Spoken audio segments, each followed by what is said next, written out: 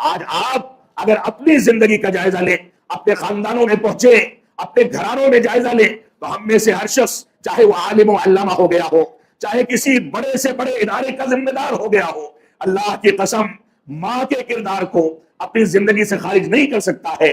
اسی وجہ سے اللہ کے نبی صلی اللہ علیہ وسلم سے جب ایک صحابی رسول نے پوچھا کہ میری حسن صحبت کا سب سے زیادہ مستحق کون ہے، تو آپ نے فرمایا تمہاری ماں۔ فرمایا دوسرے نمبر پر سب سے زیادہ خیر خواہی اور سب سے زیادہ خدمت کس کی جائے، تو فرمایا تم اپنی ماں کی خدمت کرو۔ فرمایا تیسرے نمبر پر حسن صحبت کا کون مستحق ہے، تو فرمایا تمہاری ماں۔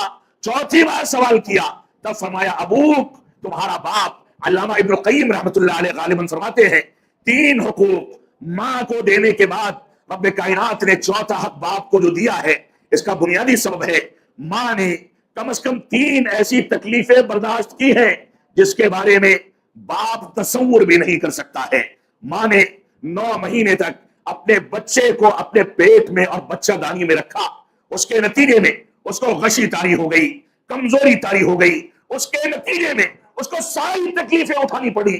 یہ 9 مہینے کی تکلیف مرد نہ محسوس کر سکتا ہے، نہ پڑھنے اور مطالعہ کرنے کے بعد اس کے تصور کو اپنے ذہن میں لا سکتا ہے جو ماں نے تکلیف اٹھائی ہے۔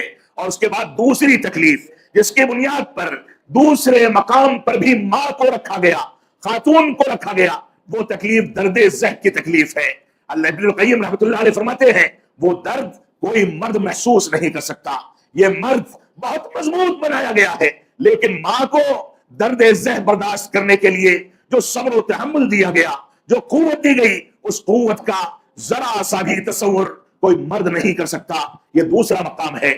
تیسرا مقام اس خاتون کو کیوں دیا گیا؟ اس وجہ سے کہ بچے کی پیدائش کے بعد اس خاتون نے 2 سال تک اپنے بچے کو خون کی شکل میں اپنا دودھ پلایا۔ اس کے اوپر دودھ پلانے کے نتیجے میں کمزوری واقع ہوتی تھی، غشی طاری ہو جاتی تھی، اس کو کھانے پینے کی اضافی ضرورت پڑتی تھی، لیکن بچہ رونے نہ پائے اس سے پہلے ماں کی چھاتی بچے کے لیے حاضر ہوتی تھی۔ یہ ماں کی قربانیاں ہیں، ان قربانیوں کے بارے میں باپ تصور بھی نہیں کر سکتا۔